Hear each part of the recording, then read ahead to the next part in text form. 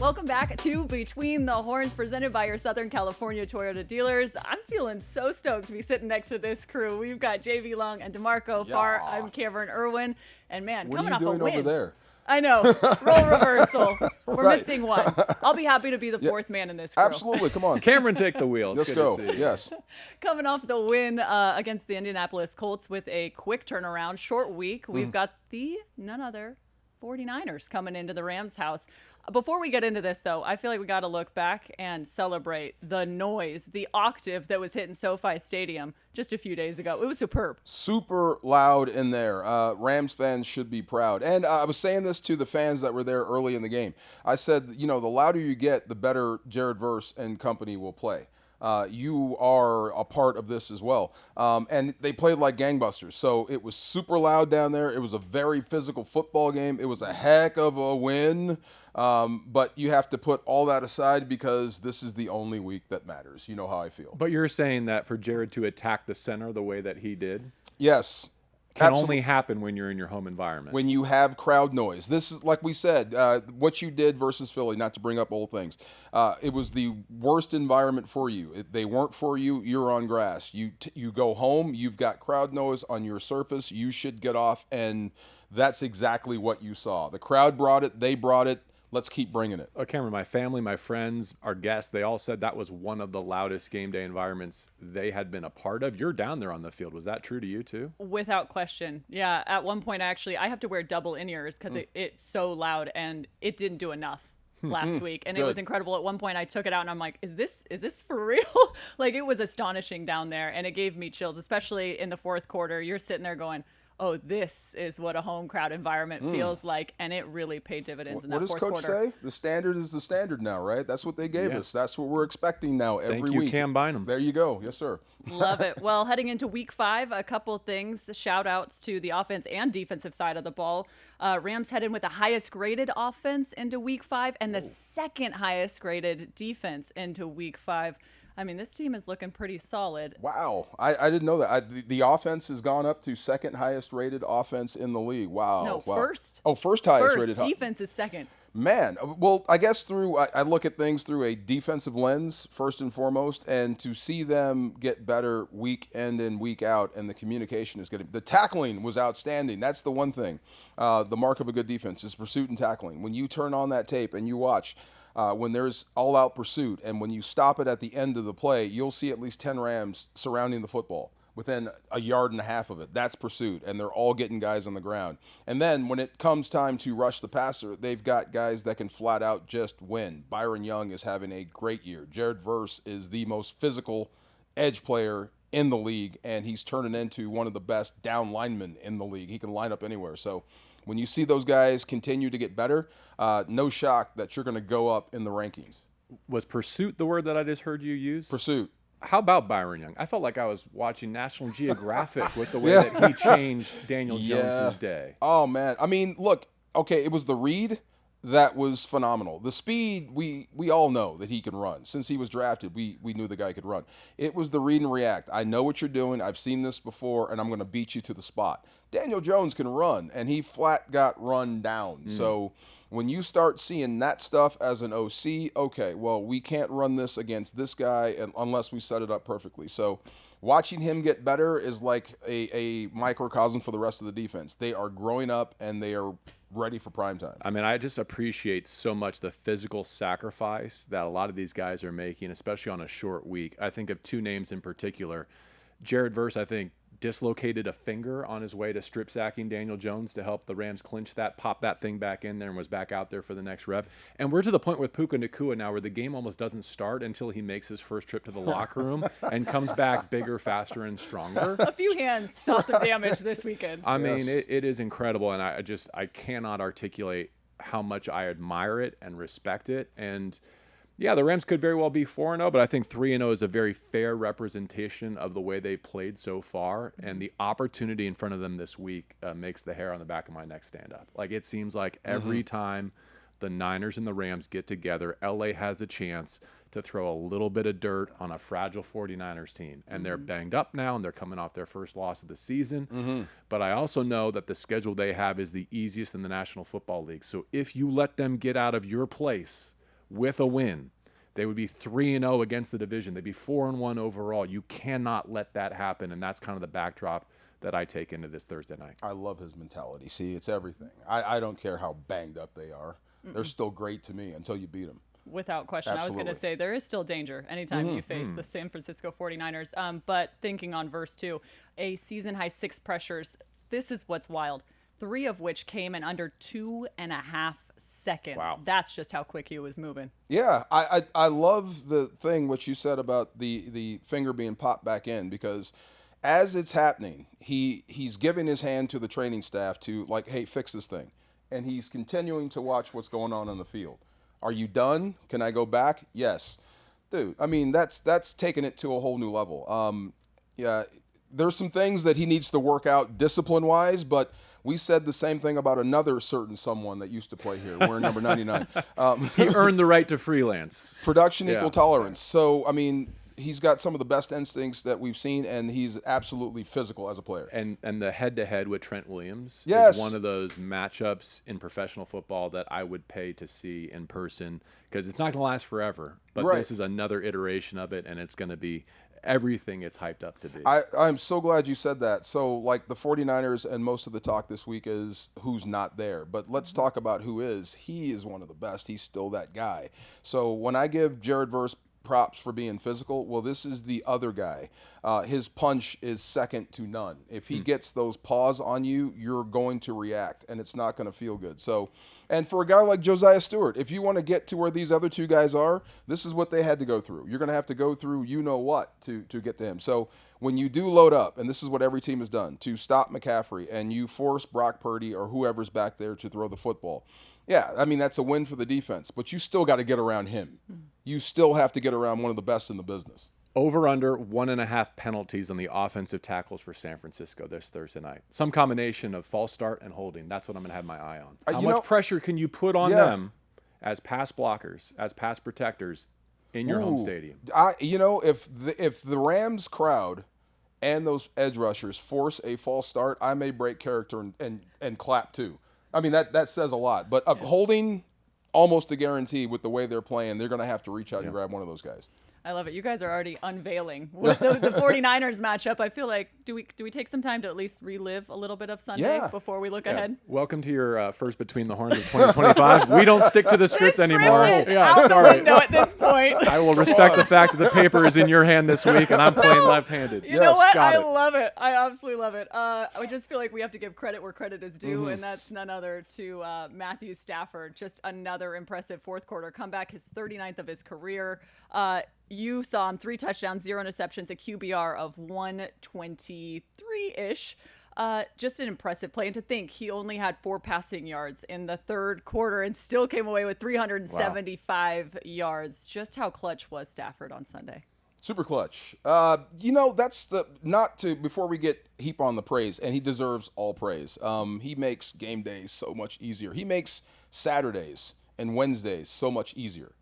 Having a guy like that on your football team, how special he is. But I don't know what happened in that third quarter. We were talking about it during the game, like how did everything just all of a sudden come to a halt? Thankfully, it was in both directions. Yeah, both directions, right. It was just a weird thing. But when it matters most, when you need a play, if you give him too much time, same thing you say about Mahomes or all the greatest quarterbacks in this league. If you give Stafford enough time to beat you, he's going to. Yeah.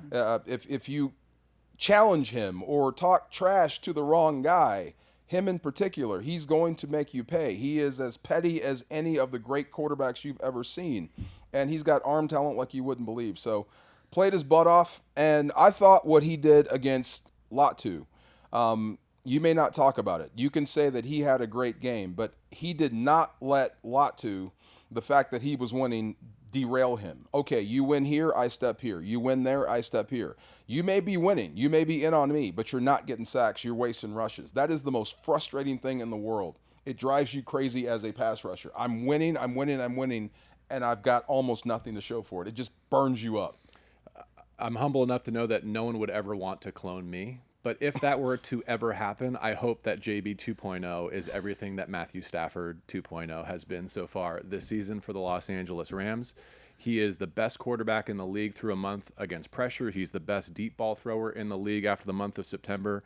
and it's way too early for individual award conversations on both sides of the ball. Mm-hmm. But if he has a Thursday night like I know he's capable of, I'm going to be back in this seat or maybe that one next week saying some pretty crazy things about Matthew Stafford. I promise you that. 3 letters in particular, maybe. Yeah, without question. He's actually on pace to end the season in the top 5 career passing yards category. That might just seal the deal. Oh, yeah. But Just throw all the numbers out. Because, Yeah. that was his longest touchdown pass to Tutu, and 375 was his most prolific passing game as a Ram. But, watch mic'd up, right? Watch mic'd up. Forget all the numbers. Watch mic'd up. That's why that guy's going to camp. Careful who you talk to, who you talk trash to. He is him. He is He him. is that guy. Yes, sir. Another he is him coming out of this game, and actually throughout the season, Puka Nacua, and congratulations, Puka Nacua just named the NFC Offensive Player of the Week, and not surprising, he had over 100 yards before he even got to halftime. You want to talk about some numbers for this guy, leading the NFL in receiving yards, receptions, yards per game. It just goes on and on. But I want to go back to just the competitive fire. I think you can see it with certain athletes when you simply decide, I am not losing this game. And I feel like you saw that switch get flipped for Puka Nacua. You think back to that 3rd and 13 and then the 4th and 2 touchdown play. He simply decided, we're winning this game. The touchdown to me is what stands out. I mean, a lot of things stand out with him. He's such a hammer. And there's so many things you can do with him. And you've got problems before and after the catch. And a physical price to pay when you're bearing down on him, depending on if you're a safety or a corner coming on an angle. You better hit that thing right. You know what I mean? If not, that could hurt. Number 2, he could bounce off you and go. His confidence is growing, and it's fun to watch him grow as a player. So he goes, and he's the understudy. And now he's the leading man. And now he knows he's the leading freaking man. And it doesn't seem like he's looking to slow down at any point. So I love the way they use him. I love the way he plays the game. I thought the touchdown was the one. It was a physical style touchdown that gets everybody into it and demoralizes them. If you can keep that up, I think all the praise that he's getting is going to be more than deserved. I think the Rams became a more difficult team to defend last Sunday. And Puka has been every part of this offense so far this season. But when you can cross face and win in the red zone and your quarterback can put it on your face mask and you know that you can win, that's the element that's been lacking so far through 4 games. Finishing drives, finishing on short fields. And when you have Puka Nacua and Matthew Stafford knowing that that's available to them, and you have Devontae on the other side who can win one-on-one, and you know that you've got the sledgehammer in Camryn Williams, and we haven't felt the full force of that short area run game yet, that's where I think they can really blow the lid off of this thing. And for all the great things that Puka has done through parts of 3 seasons, and they have been record-setting, he's not found the end zone much. And that was probably the biggest complaint for Rams fans and fantasy football owners alike.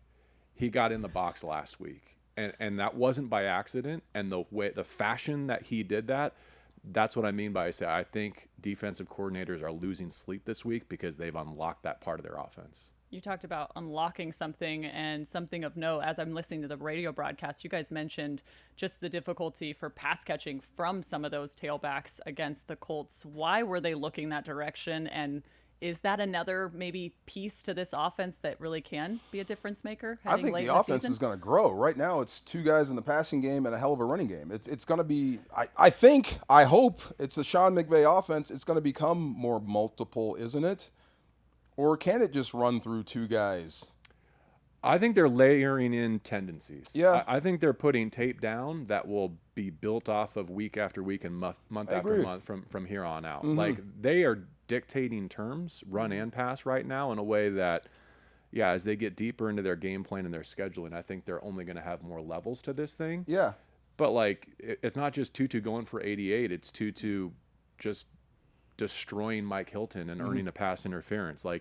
You have that dimension of your wide receiver 3, and you have Jordan Whittington, shout out, happy birthday, by the way, playing as an extra tight end wide receiver 3, and that all blends into the efficiency of the running game, which is probably the most underrated dimension of the Rams so far, the way that they've been able to get what they need on the ground. Look, they have been running the football. The 5 guys up front are doing a great job in their combo blocks. I think the running backs, in particular, Camryn and Blake Corum, the way they're timing things up and setting things up and the rhythm at which they start running. Like you said, there's a lot of data. They're attacking defenses that gives Matthew Stafford and Sean McVay the ability to throw off play action. But it's not like you're forcing the ball to just Devontae and Puka. They're open. If Devontae Adams is open, that should be at the top of your game plan. Get the ball to him. Get the ball to Puka Nacua. So I don't think you're forcing it. I think they're just that good. And if you can somehow grow underneath and keep the running game going, like you said, I agree with you, man. You're going to keep some of these DCs up at night trying to figure out. I don't think we have enough guys to cover what they can do. 2 quick follow-ups on that. If you want target share distributed to like your 3rd and your 4th targets, then you need the pass protection to allow Matthew Stafford to get that deep in his progression. Every pass concept is going to be 1-2 Puka Devontae for obvious reasons. And I think the lack of pass pro so far is why their target share looks the way that it does. And then the other thing somewhat related is if you want to know why Kyren Williams has been on the field every single Sunday for just about every snap for 3 years running now, go watch the way he pass protected in that Colts game. Yes. And why he has the utmost trust and confidence of all of his coaches and his quarterback. I love the way he plays the game. I really do. Every team needs a Kyren. The dude plays with fire. You've seen his hair, right?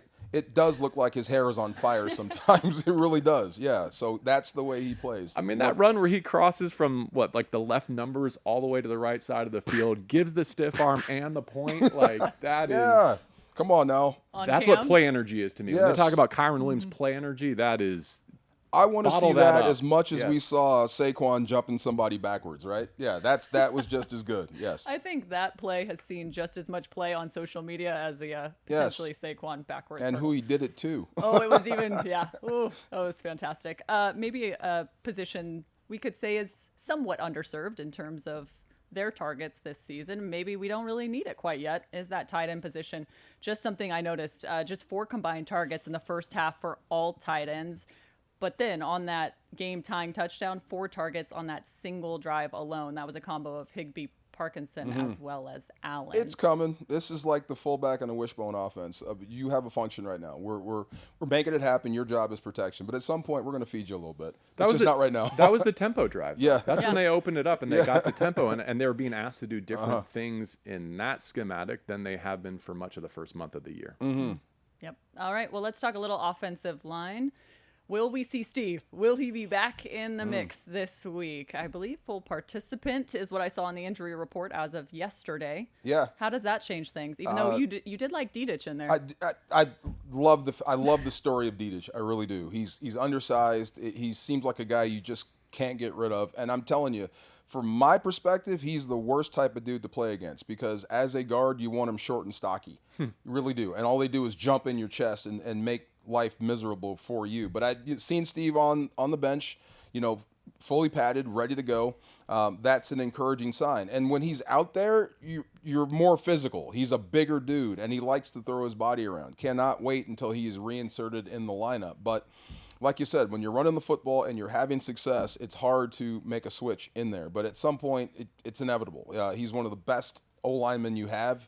He'll find his way to the football field. Yeah, not my decision to make. My guess is probably no. I don't think he messed with continuity, especially on a short week. Dedich had his best game of the season. And also, if he is still, speaking of Steve, less than 100%, if you're able to hold him out on Thursday night and still get that win, he gets an extra 10 days to hopefully be 100% going to Baltimore. I do think for the Rams to be at their best, he needs to be playing left guard, just like I feel like for the Rams to reach their ceiling, Terrence Ferguson needs to be active and have a part of the game plan. But it's a long season, and everyone who's been asked to contribute will still be asked to contribute this Thursday and moving down the line. Yeah, to your point, that was his highest graded game of 74 of the Dedich? threes played for Dedich. Yeah. And you felt that. He also, this is the mark, though, that's even more interesting. It was actually the highest graded offensive lineman for the Rams on Sunday. Okay.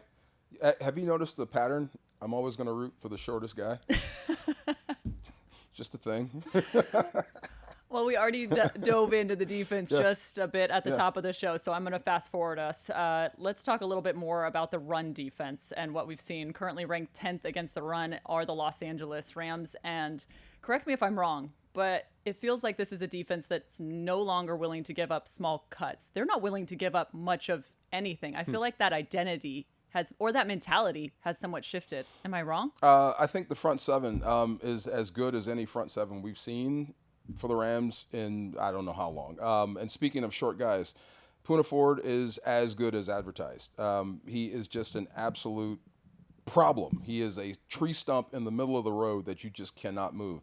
And another guy who needs to get more credit, and I have to do a better job of this, Kobe Turner is playing great football run and pass. He is. He's a guy that plays tough on those rundowns, and he also straightens out and could be a pass rusher in the middle. If they didn't grab him and hold him, or if he didn't trip, he has at least 2 sacks. That touchdown that we talked about that wasn't on the touchback, he is a breath away from hitting and sacking Daniel Jones. The ball just got out. So those 2 guys, everybody in the middle, the defensive ends and tackles, the guys that put their hand down primarily to stop the run and rush the passer have been absolutely great. That's the reason to me this defense has gotten so much better. And the cleanup guys, the linebackers, and the tackling has been exemplary coming out of the back end. Cam Curl coming up with 2 picks. I thought that was fantastic. But just those guys in the middle, being consistent, communicating, and trusting each other to stop the run and forcing you to throw, that's how a defense gets better. DeMarco, let me ask you something, because the Rams are running the gauntlet right now when you think about Saquon, JT, McCaffrey this week, Derrick Henry next week. But when I look at the Niners, the laundry's the same, but the impact in the scheme is different. Like, I cannot believe that here in week 5, you're hosting a San Francisco team that has not rushed for a touchdown yet. It's weird. McCaffrey is paradoxically the healthiest 49er on offense, but he has become a receiver aligning in the backfield. So how does that change the math? How does that stress you as a defensive front when he's always been able and willing to hit that A gap? And they'll run a fullback right at you, and I still think they will. But right now they're putting him on the perimeter. This is how can I say this? This is going from boxing to MMA. This guy can do everything. So of all the guys that you just mentioned, including Saquon and Jonathan Taylor, I think they're great backs. This guy scares me more than all of them because he can do everything. He can hit you up the gut with speed. He can run traps. He can run counter. He can slow play you. He can beat you to the flag.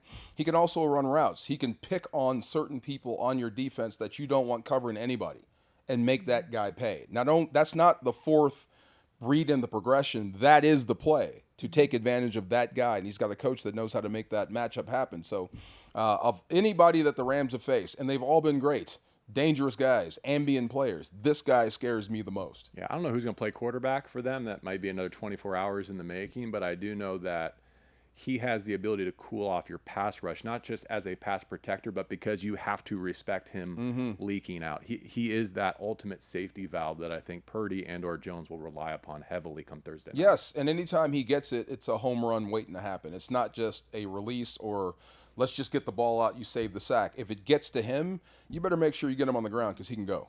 You know, it's interesting. You talked about the front 7, but I feel like now looking at this Rams defense, there's one name that has kind of changed some of the identity, and it's at the second level. And I think the Landman, Nate Landman. Oh, yeah.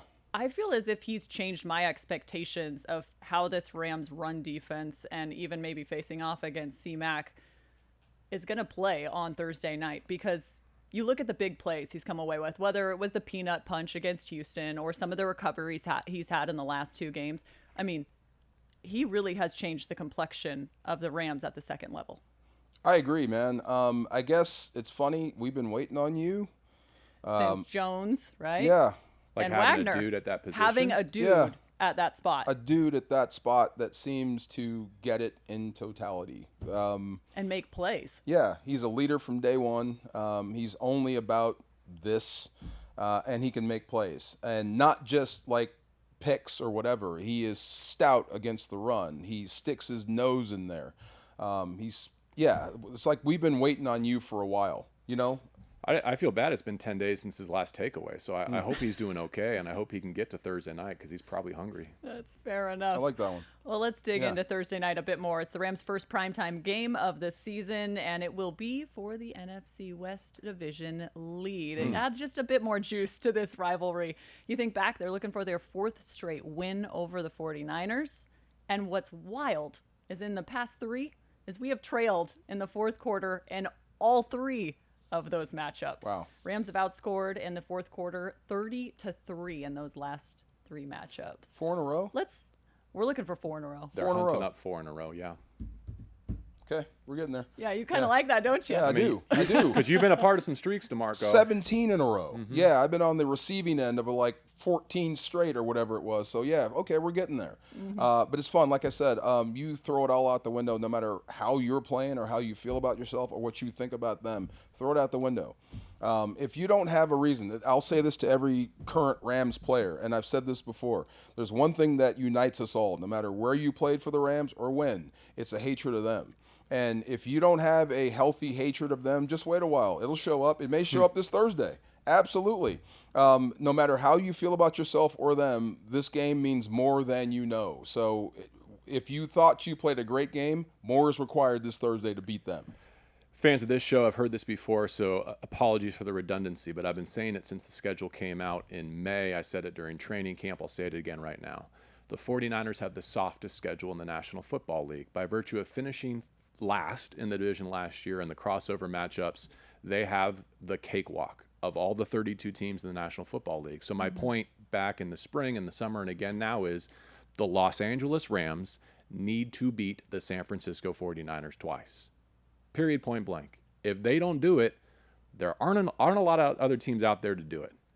So if the Rams want to win this division, if they want to keep San Francisco from winning double-digit games or getting a playoff spot, it is up to them and no one else. Thank you, Jacksonville and Liam Cohen, for that gift, right?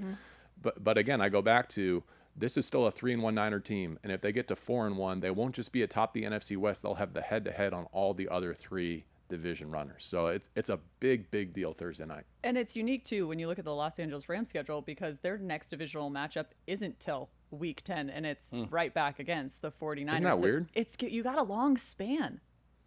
I mean, I guess the schedule makers were saying that they don't see this division coming down necessarily to LA and San Francisco. Yeah. It's incumbent upon Los Angeles to make them right. Absolutely. Yes. Continue. Get better. Yes. Where do you see the advantage for the Los Angeles Rams apart from the health side of this matchup? Stafford. I think there's your advantage there, and the way you're running the football, and the fact that you're at home and your defense is coming off a hell of a game, a win. So I wish, and we were talking about this earlier, I wish you had full rest for this game. I wish you had a chance to recover from such a physical game, from Sunday to Sunday. But they're going through the same thing you are. So that's the benefit of it. And they're coming off a loss. So I think the key is definitely going to be Matthew Stafford, finding those connections, getting better, just cleaning up in between the moments of greatness, like how he finishing up, like not having that same or similar third quarter against the Niners. Don't give them any life. When you've seized control of the game, refuse to give it back. Keep building upon it. Make the fourth quarter easy. If you can do that, this is how you turn into one of the best teams in the NFC, if not already. Biggest mismatch I see is Puka Nacua against a rookie in the slot. Upton Stout is going to be a good player. I think he's already put some good tape down, but he was seen as probably a reach in the draft at 5'8", 5'9" on a good day, 180-something pounds. Matched up against Puka, who's been playing in the slot more than any other. How do you think San Francisco and Robert Saleh handle that? My guess is I think they do exactly what they do and don't change, and say make Puka prove it to me that day. Really? That seems to be his MO, right? And then adjust off it. Because what's interesting about the blender that the Rams offense puts you in is so far 4 teams have put their best corner on Davante Adams, right? Makes sense, right? Especially because where he aligns. At some point, do you have to change to account for Puka Nacua being the most prolific receiver in the league? Well, when he's playing all over the formation and when he's inserting into your run surface, do you burn a L'Jarius Sneed traveling with Puka Nacua? Is that even possible? No, I don't think that's I wouldn't do that. Okay. Yeah. So that's the strain that I think the Rams offensively are really presenting to their opponents is, we've got the number 1 receiver in football, but he's basically a mobile tight end. So how do you cover him, especially if you're built to have a small slot corner like the 49ers have right now, a rookie? So do you change the target share? I mean, that's been a big conversation throughout fantasy football fans, week in and week out. I have people asking me, I mean, you have Davante and you got Puka Nacua, but the reality is you still have Tutu, you've got tight ends, but I'm going, you're winning games with those 2 guys. And then you have that third additional threat of Tutu clearly down the field when you need them most. Have you? Can you remember an instance where you thought they were forcing the football to one or two guys? I mean, I felt like they were forcing the football at the end of last season. This feels like Yes. What it should be. timing, rhythm. This schematic makes a ton of sense. Now you look at the share, and the Rams are slanted towards two players more than anyone else in the National Football League, and I think Camryn is their third largest target share. Let's give it another month to smooth out. But I meant what I said when the Rams have become a more difficult team to prepare for offensively based on the way they beat the Colts, because I do think you have to respect Jordan Whittington, Tutu Atwell. They continue to try and get Konate Mumfield targets, and I think his time is coming.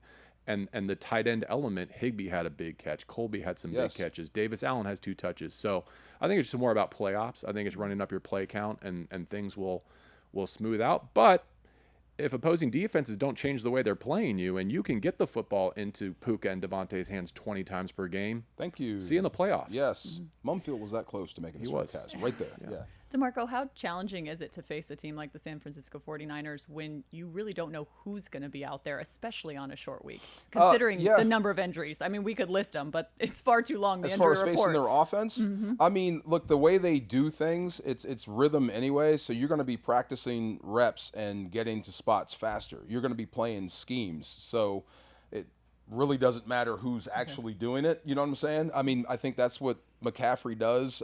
He's so good at doing it, and then he has the other gear to make you pay, make you miss, and make you go. But, when you're preparing for the 49ers, you are preparing for McCaffrey and everyone else. You're really preparing for Shanahan. You got to beat him to the thing, because as we give McVay credit, you can give him the same credit. He will find a way to run the football. He will find a way to exploit your rules on defense and use them against you. He's great at it. So it almost doesn't matter who's carrying the rock. It's just you better beat them to the spot before they get there. What do you think it's going to be like seeing Demarcus Robinson in some different colors? Who? I mean, no disrespect to him, but like, if he is getting a lot of burn for them, that means that their top end guys aren't going. And we'll see about Pearsall. We'll see about Jennings. We know Ayuk's on IR. We know Kittle's not going to go. Like, I mean, thank you to Demarcus Robinson for everything you meant to this franchise for multiple years. But if they have to lean heavily on him Thursday night, that means that some of their top options are not going to be dressed or able to go. You put on red, I don't know you. I'll know you after the game. D'Marco, I got you. Okay, we've gone through several of the keys to victory. Do you have any final thoughts on this matchup in terms of keys to victory? Dare I say we still haven't seen the best game just yet, or all 3 phases coming together. It's getting close. Wouldn't you say? Don't touch my third phase, because that's mine. Oh, darn it. That was mine. That's ours. Okay. Okay, then I'll lean on defense and running the football. I think that's been the thing that has stood out the most to me, or has made the biggest improvement from one season to the next. They're running the football. Maurice said it. It's the key to football. Sometimes running the football is violence. They're running with violence. They're running with authority, and they're stopping the run the same way. It's not just guys, like you said, getting lucky to the football or a bunch of gaps and stunt switches. These are guys that are facing people up, 2 hands to the chest, driving you backwards and making plays. So running the football, controlling the line of scrimmage on both sides, I think has been the Rams' calling card. It's got to be the same thing on Thursday night versus San Fran if you want to win this football game. You bring it home. No, it's yours. I've talked plenty. Okay, I was going to say we got to give some love to special teams, especially after the response against Philly. And I'm going to go with what they've been able to do, pinning teams deep. It's the second best mark in the NFL currently. And conversely, the opposite side, the 49ers, worst. I'm going to say we're winning that phase come Thursday night. You got any others? Oh, why did the Niners finish last in the division last season? Injury, misfortune, sure, but special teams has been a grease fire up there. They let a punt back, a big-time kick return back last week. They've already changed kickers. You're right. The biggest strategic advantage in this game, I think, is in the kicking phase.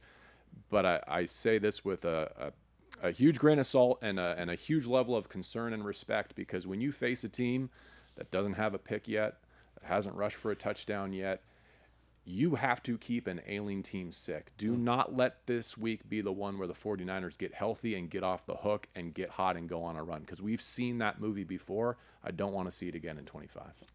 I love you over there. I really do. I think there's Fire. a focus in this building that is very aware of the danger that exists facing off against a rivalry on a short week, and even that is injured. One last thing real quick. My friend and my counterpart, Greg Papa for the San Francisco 49ers, is on injured reserve this season. Oh. He's sick. He's back on the radio. He's not going to be broadcasting this game. So for any 49ers fans who made it this deep in between the horns, for Greg, love you, man. Thinking about you. If there's going to be any contingent of red and gold inside SoFi Stadium tomorrow night, I could live with it if you were going to be one of them. I'm sorry that you're not, but cannot wait to see you again for Rams and Niners soon. Well said, JB Long. For JB Long, D'Marco Farr, I'm Camryn Irwin. This has been another edition of Between the Horns presented by your Southern California Toyota dealers. We can't wait to see you in SoFi tomorrow night. It will be on Amazon Prime time in SoFi, 5:15. We can't wait to see you there.